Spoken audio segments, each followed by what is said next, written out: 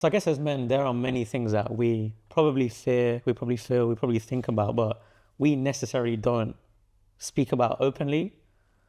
Yeah. And I guess from your point of view, we'll go through 10 of these, but the first five, what are things that you fear, that you think about, and you may not openly talk about, that you think other men are probably equally thinking about as well?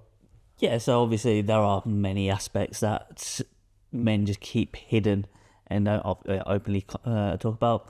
Probably number one I have is going bald. Yeah. Obviously, as everyone can see, I have no hair on my head. I lost my hair during uni. I shaved off. In uni, Yeah, I shaved off in uni. obviously when we started uni, you had hair, Yeah. but there was a period. Yeah, I shaved it off. But I think before my hair was thinning and just kind of was getting that M head, losing it from the back as well. And yeah, like I usually like just try and kind of cover it up, have special haircuts where like I'd have really short on sides, grow it long on the top, Yeah. and just to yeah, just cover it Were up. you quite conscious of it whilst you were going through that experience of like, shit, Yeah. I'm losing my hair? Like you have this inner feeling of like, are people thinking about it? Are people noticing as well? Yeah, literally. Like it would be on my forefront of my mind, definitely. And did it impact you going out? Because I know there were some times when we would sometimes be going out and you wouldn't come out as much, if I'm right in saying. I don't know if it's because you just didn't want to be out as much, but do you think your hair played an impact? And No, I don't That's it. think Okay. it wouldn't have stopped me from going Okay, out right. and so forth. But like, yeah, it would kind of, yeah, just kind of. If it was raining or something, I'd like get an umbrella or something and just make sure, like, because obviously you don't want it like you've done your hair for the day. Do you know what I mean? I don't want it to be they have to redo it and so forth. because and it makes it look, cover up the bald patches again. Do you know what I mean? yeah. But then I think one of the things is, yeah, kind of just got to a point where I was like, I can't be doing this anymore. I just shaved it off. And to be honest, yeah, that's great decision I've made. To be honest, yeah, like, How did you get to that place of acceptance that like, this is my hair and I'm like, kind of like, was it quite hard or was it kind of like once you done the shave, it was like, you know, this is me and I like me? what it was, I went for a haircut. I didn't get to my usual barber because I used to go for a haircut back in Birmingham when I used to go, but I went uni in London. I think I remember this when we saw you after. He was like, yeah, I just went locally and got it done. Yeah, no, so yeah, I went to like the Ted Baker grooming barbers or something. Yeah. Right? And literally, I come back and I looked at it. I was like, "This is like the shittest haircut in the world. It just looks ridiculous." Oh, when you had the long hair? Right? When you had like, your long hair? well, no, you no, hadn't shaved it yet? I hadn't shaved it, and I just come back from a haircut. I was like, "This just doesn't look good." And I was like, "You know what? It's coming off." Literally, within half an hour, well, an hour after having that haircut, I had shaved it off myself. And I was like, yeah, that got to that point. But I think my advice is, if anybody is going bald and doesn't know how to kind of deal with it, I think just it's very difficult to say embrace it, but sometimes it comes to that time where you do just need to kind of accept your fate and shave it off, find a look that kind of you're happy with. Yeah, so yeah, basically your hair doesn't define you, does it really? Do you know what I mean? It doesn't stop you from being the person you are. Yeah. Yeah. Well, I think as men, it gives us our identity, if that makes sense, with that our hairstyles and how we can dress. I think like hair for a guy is how makeup is for For a girl, women yeah. maybe. And I feel like obviously it's easy for me to because I've got Yeah. a full set of hair, and like before this I had kind of longer full kind of hair, but I obviously do think about it as well, my hair thinning, and I'm touch base in a good place. But there will come a day when it's not eventually there, and it's kind of like acknowledging that in advance. Like you said, your hair doesn't define you, your hairline doesn't define you. And I've already considered it to just set up a fund for a transplant if it needs to happen. Yeah. Like if you know, was that something you considered? So I did look at that route, but we're looking back at probably 8 to 10 years ago now. Yeah. And the hair transplant, I don't think Turkey was a real big thing back then. And the results weren't really that good for hair transplant. There's risks. Yeah, it, like at the day, I remember looking into it. It was like 10 grand, and like everybody who I'd seen, like from what I saw, the results weren't great. Do you know what I mean? So I was like, do I risk 10 grand, which I didn't have at the time because I was a student, and go get the hair transplant, or Do you think you would get it now? Yeah, consider it now, or you kind of like past it? Like, I understand people going to Turkey because I think the medical advances have really improved with regarding hair transplant. But at this moment in time, I don't want to get my hopes up of, oh, I'm going to get my hair back. Actually, it's never going to be like how I used to have my hair. Yeah, it's never. I'm never going to have that same thing ever again. And to be fair, I am happy with what I have. To be honest, I do like a kind of. Yeah, instead of kind of playing with my hair, I do different things with my beard, grow that long and so forth. And you rock it. I'm not just saying this. I think you rock the look now well. When you rock it with confidence, like it doesn't feel that it has impacted you. Yeah. So I feel like I am more confident now than I have ever been. And that's probably because you actually like validate yourself internally rather than externally. Yes. More so, like, you're secure in who you are enough inside as a person and what you offer, that, if you are like maybe losing your hair, like that doesn't define you as such. Yeah, definitely. And I think one of the biggest things is kind of you approach them like it's insecurity, really. Yeah. And yes, like I think if people are out there scared of like, girls aren't going to find you attractive or so forth. Like my wife won't like me saying this, but like I was more successful with women without hair than I ever was with hair. Do you know what I mean? Fair. That's because I don't know why that is, but I think you just don't give a fuck. Yeah, and your confidence grows as well. Do you know what I mean? I mean, you got to ask yourself: is there a bold man who has been successful with women out there? Yes. So if there are plenty of bold women who are married, happily married, successful, sleeping with lots of women. If that's your kind of goal, and girls aren't as superficial as men. Yes. Girls want to get to know you for your personality, who you are. Obviously, they want some physical attraction, but like if you groom yourself well, stay hygienic, smell good, you're off to a good start. Yeah, that's very true. Women are very less superficial than men. Men, we think with our eyes and between our legs. Yeah, exactly. Number two is well, I think I recently got married this year, and I think coming from like an Indian kind of culture, there's always been a pressure of getting married, and I think for me it was like, when is the right time to get married? Did you ever have like growing up, like, or by this age, or was it kind of like, oh, I'll just see when it happens? So I think, again, it goes back. I'm an only child as well, so it goes back to that. But like, yeah, as soon as I finished university, my parents were on my case of like, it's time for you to get married and settle down. Like, really, that early? Yeah, because it's kind of one goal: get your education's done. Let's work on to the next goal. But at that time, I was like, I'm just not kind of. I wasn't ready. I was living in London,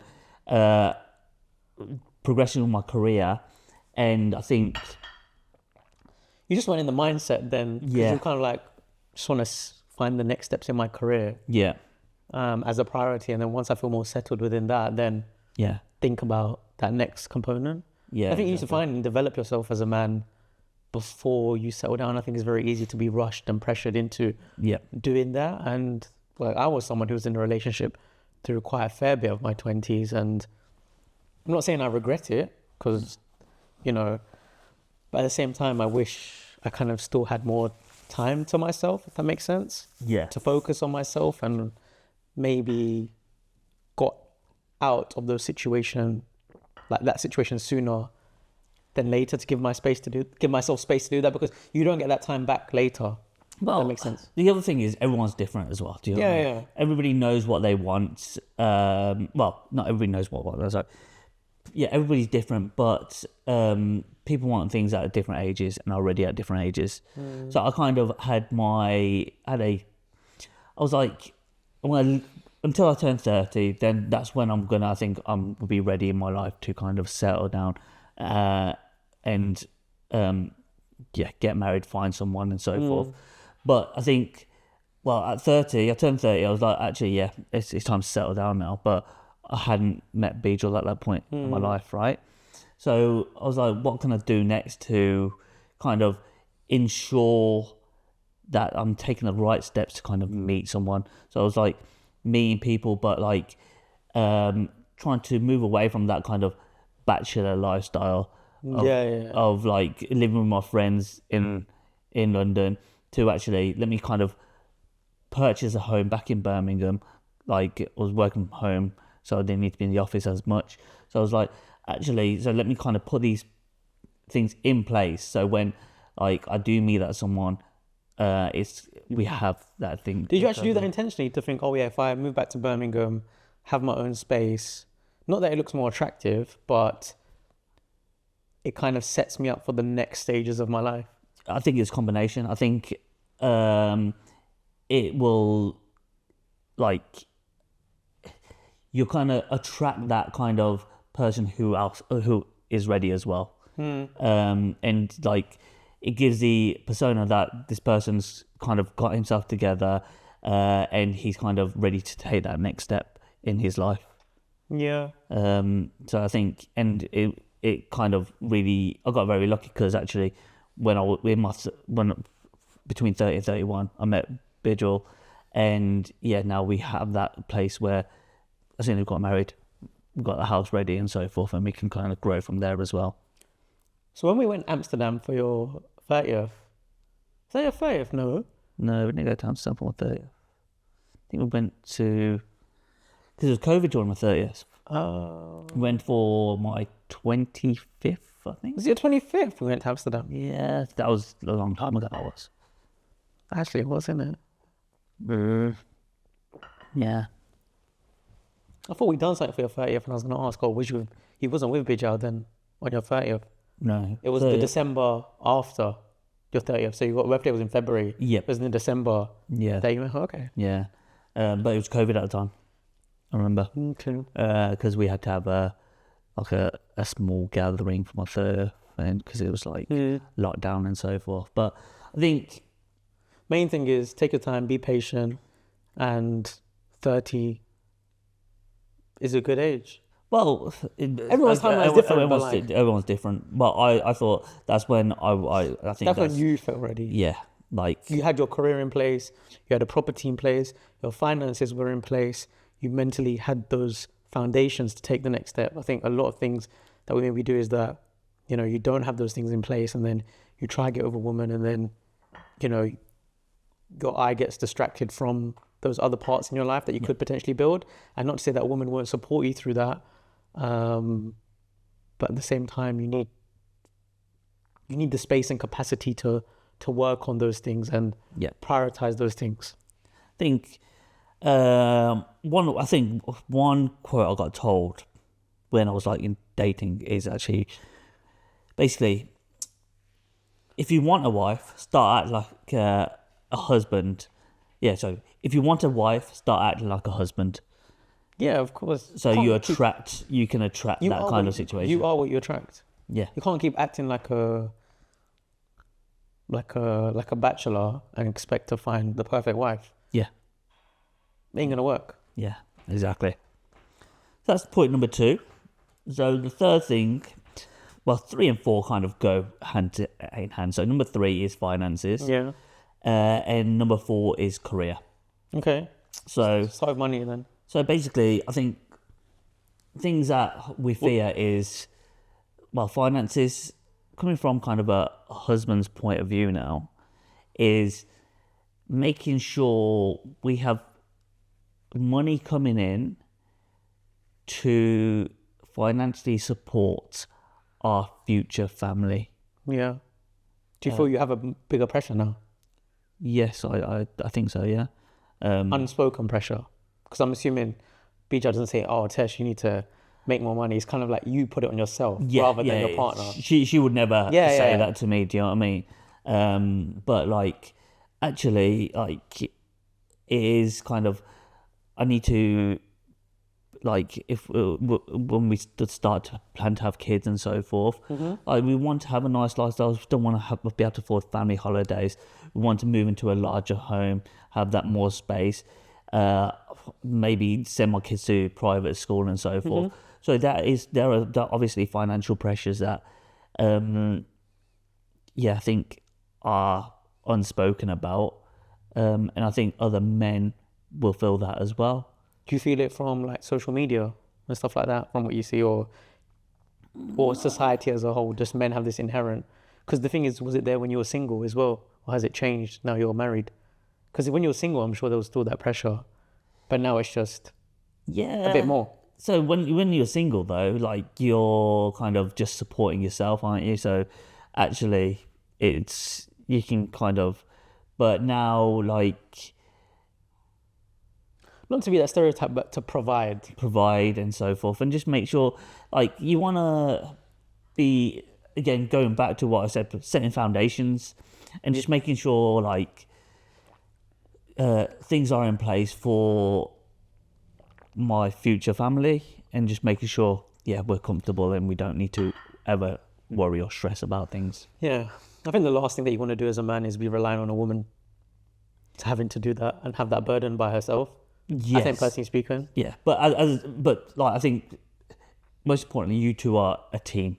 Yeah. Do you know what I mean? So we push each other to do better, and like, if I ever lose my job, or touch wood, it doesn't happen, right? But like, I think Bidgel's in a more than capable place of, like, Yeah. supporting us, whilst I have to look for another one, and vice versa, still living within our means, basically, and not putting too much financial pressure on ourselves, but also doing our best to kind of improve our finances overall. Ultimately, teamwork makes the dream work. Yeah, exactly. Is there like a pressure of like, oh, I need to be X amount of money, like I need to be a millionaire, that you feel? Is it like, you have to share it, but maybe it's like in your head, like, I need to, is that a fear that you like, No, I don't think. or do you have the fear that you may never get there as well? Does that ever cross your mind, like, oh, I actually may never, like, what if I don't? So Do you feel the like consequence? Or is it more kind of like, I know I'll get there? So basically, it's ambition. Like, I do have the ambition of, like, retiring early. I think that's Okay. that's my main ambition. Yeah. Having enough income coming from external sources, from, like, without Investments, me having projects. investments. Yeah. Yeah. What? So actually, we don't need to worry about my job isn't my primary income. So, but I believe in myself. So I do think, yeah, like, I think what I've discovered as I've grown older is these things take time. They don't happen overnight. You need to work towards. It's these not goals. if, but when. Yeah, if and when. And the other thing is, things happen in a snowball effect. So actually, like, you start building, the building's very, very difficult, but once you get going, it'll snowball, and yeah, you have to, yeah. I think the great thing for you as well is that within your family, you have quite like a broad range of like successful individuals, which is like helps to have like a really strong environment. I feel, not to say that you're gonna leverage off them, but just like being around like-minded people within your family must inspire you as a man, like to wanna Yeah, to wanna yeah, without a doubt. Like I'll see like my family members doing really good things, and the kids like really benefiting from that. Yeah. And I want that for You got good my- examples yeah, ahead of you, basically, is what I'm trying to exactly. say. Like, it's not in like a competitive or like, oh, I need to do better than them. It's just like, oh, like they've worked hard, they've done that for their kids. I want to try to do the same as well and give that, like, to give them the best opportunity. Yeah, and they've demonstrated by working hard Yeah, it can be done. yeah, exactly. So It's always good to have that kind of ahead of you. When someone doesn't have that ahead of them, they may, feel a bit more scared. They may feel like a little bit more lost, a bit more confused, a bit more. They may not have anyone to talk to if they're trying to navigate investments or projects. Like having that firsthand is Yeah. super useful as a man. And then what the fourth one you said is career. So it links in to your finances, because obviously finances, yeah, the way you get money is through your career. That is your main source of means. You spend, 35, 40 hours a week yep, working, and you want to maximize your return on Return. investment on Yeah. your time. yeah, exactly. I think career. I think it's just kind of just need to keep at this moment in time. It is my primary income, and for me to generate secondary and other sources of income, I need to make sure I've got my primary income on lock, really, and just make sure I'm progressing and doing my best to ensure I progress. So yeah, I think Obviously, you work in a very good, respectful field. You're an actuary. You work in insurance. You work in finance. yep, So you work in a very respectable career, and it has clear progression within it. yep. So Um, yeah, but then like I think one of my biggest fears is probably, am I making the right choice in progressing with my career as it stands, or is there? Because obviously, from a family point of view, a lot of my family's look to open businesses. So like I've kind of gone through a different route to everybody else. So I think that's one thing I need to kind of, that's one of my fears at this moment in time. Just making sure, am I making the right choice of? I got eggs in the right basket. Yes, exactly. And I think from personal experience, obviously, I've tried some business ventures through my 20s, and it's very hard to balance a corporate job and Yeah, doing this. And what I would say is obviously, if it pays off, it's great. But if it doesn't, like for me, unfortunately, certain things haven't paid off, and I've lost money, I've wasted time, effort, and investment. And maybe I do now look a bit in a regretful sense, but I'm glad I actually done those things at the Tried. same time. But there is nothing wrong with a 9 to 5 and a stable career as a man. You have that stable source of income, you build on it, and once you feel ready to potentially transition to that investment or project, then do it. Yeah. But the best thing is that it's easier to take risks before you maybe have kids and you have a mortgage, and with a wife maybe it's fine right now, but obviously when you're deeper in and you have more people depending on you, then it's a lot more difficult to take those risks. risks. So that's when a stable career will really come clutch. But I think that's the other thing that I kind of. One thing about my career is the allowance of kind of flexibility, really. Yeah. Like you do have your evenings and weekends free. You can have annual leave when you want. And It's not when you want. It's 25 but like 25 days. yeah, still quite a decent amount of time. But like, there is flexibility there. When actually my parents have had their own business, and growing up, they didn't have that flexibility.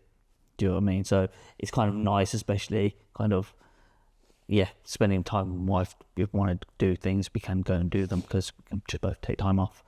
But I think going back to the original point, just making sure, I think, I just want to make sure I'm growing my career, the best way how to do it. And I think, for kind of advice to other people who want to kind of grow in their career, I think the best way to do it is just make sure you put your hand up for everything, be engaged. Someone wants you to pick up a project, just put your hand up for everything basically, and get your name known and your face out there. Yeah, never be scared to ask questions and move companies, like do different things. Like I've done different things, I've moved different industries. I think it's only developed my career. You know, it's about taking opportunities and not just staying in one place at once all the time. Sorry, is he all right? Yeah, he's just a bit excited right now. He's got zoomies, I think. What are zoomies? It's like a burst of energy where they just go a bit crazy. It's my cat, if anyone saw. If he leapt across the screen, he's having he's having a great time. bit of excitement. Um, But I guess, just make sure you have a clear career direction where you can grow. And you can, because with what we do, not saying this in a big-headed way, we know 6 figures is a minimum. Yeah. If we just stay in it, if we stay in it long enough, move companies enough, get skilled enough, 6 figures is a minimum. And you know what? That is okay to live a decent life. Yeah. But we knew that going from doing that degree, from then taking the next steps of the market that we went into, the companies we worked, how we would progress. We kind of had that career progression. So if you are worried and fearful about your finances and what career you should do, think reverse engineer is what I'd say. Where do you want to go? What do you want to get to the end of it? If it is money, if it is time, and then think the steps backwards that you need to get there and optimize for that. If it is time, then, optimize for a job where there is the flexibility. Maybe you only have to work certain hours. If it's money, then, research the industries that can give you those salaries. If it is that you want to be a stay-at-home dad, for example, work remotely, look at the companies and reverse engineer. Like, these industries allow more flexibility. These companies have these better benefits. You need to reverse engineer what is your end goal and where you're starting from now and how you're going to get there. And that end goal can change with time as well and experience. Yep. It will change eventually. Like you may realize, money isn't everything. Maybe the flexibility isn't everything. I have a lot of energy. I want to go work hard. Like that is fine. But every time you do that step, make sure you're conscious of how it's going to impact you down the line. Yeah. So number 5. Yeah, last one. I think one of the biggest fears that not just men have, women have also is aging. So I think goes back to losing my hair, aging, going grey, getting a lot of grey hairs in my beard. I'm sure I'll get wrinkles at some point in my life, and I think one of my. When did you start see that I'm aging? Yeah, you're like shit. I'm getting a bit. Well, when I lost my hair, basically. But balding can happen at any time. That's not age related. But I think that's hereditary as well. But I think that's not like some people at 60 could still have hair. That doesn't mean that they're not old. Yeah, but I think when your grey hairs start coming in as well. Bro, I think for your loved ones around you, you just taking care of your health is important. Yeah. Obviously, sometimes it does become out of your control. So you can't really do that. But I think one of the biggest things is, as a male of Indian genetics, I know people in my family who have diabetes, high cholesterol and so forth. Actually, let me kind of think about it and take a step back. Actually, let me cut out sugar from an early age. So when I was 18, 19, 20, I used to put a lot of sugar in my tea. Now I'm addicted to sugar. So basically, you need to think about as a man from India, diabetes runs within our culture, and you need to kind of cut that out from an early age. Yeah. Cholesterol. Everybody who I know, who is of an older Indian male, has high cholesterol. That's because we have a lot of oil and ghee in our food, so let me reduce my oil in ghee intake from an early age. So I think what I'm trying to say is have a look at people of an older generation and see kind of what affects, well, actually research it and see what effects your potentially could have in the future and kind of tackle it from a younger age. Yeah. So stop having that extra sugar in your tea and just live a more healthier. Yeah, sorry, all I'm lifestyle, thinking really. about is that quote, as a man, you're always in your prime until you die. That's what, like, I just saw, it's a mental thing as well, right? Yeah. It's like, do I let myself go and, this is me, got pains? Or it's like, no, I'm going to take care of myself until the last moments that I physically can, Yeah. and actually have ownership. And, you're going to age whether you like it or not, but you can definitely do certain things that can slow that process down. So why not do it? And it's not just for yourself. You set a good example to your wife, those around you, your kids that you have. You all lead a healthy lifestyle together. It's not just an individualistic thing. It's like, I've seen my parents make quite positive health decisions, like growing up, eating, kind of trying to have good, healthy food. I benefit from that now because I've had that. I see other people that I know as adults, they have eating habits that kids have. And that's because they haven't grown up around that environment. So it's not just for yourself. It actually goes beyond you and much more into the future, I think, and that impact of setting a good example. Ingrained early. Yeah. Yeah, I've been very lucky to grow up with home cooked meals. My mum will cook fresh food every single day. But yeah, just kind of also learning from. I guess when it comes to aging in particular, what is your just biggest fear around it? Just coming old and weak? Not. Is there one thing in particular? Because obviously aging is inevitable, but is there one thing that you would, obviously you talk about the hair, but that's kind of hereditary. Like, is it kind of just like being weak? Because for me, like obviously I've had my knee injury this year, had to have surgery. I dislocated my collarbone a few years ago. It's just like, it's so easy once you jump off the bandwagon of being fit and healthy to just like let it slide. Yeah, to be fair, actually, now you're asking me that question, What is that? it's not actually aging that's actually I'm scared of. It's running out of time. Running out of time to what I want to do. Physically? Or just in other areas of your life, is it? In my whole life in general. Right, okay. And just kind of just maximize the time I have. Okay.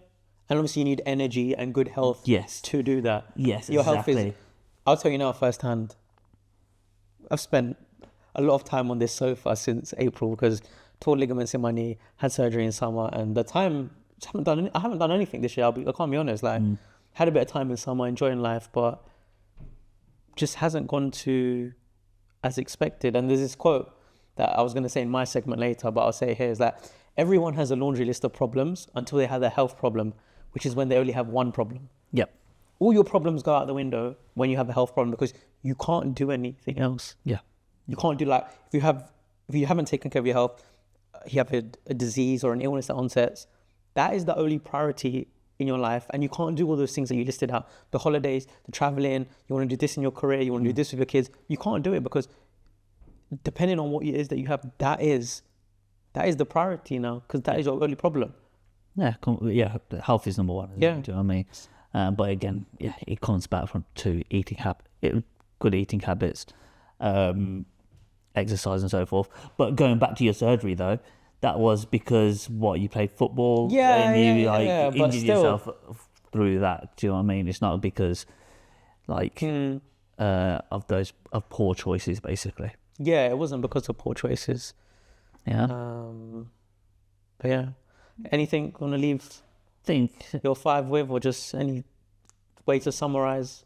Yeah, no, I think number one, just kind of health is the key. Timelines, make sure you everybody will be ready when they're ready, for example, but people can expedite these situations by building foundations. Yep. I think that's the key takeaway from my 5 points.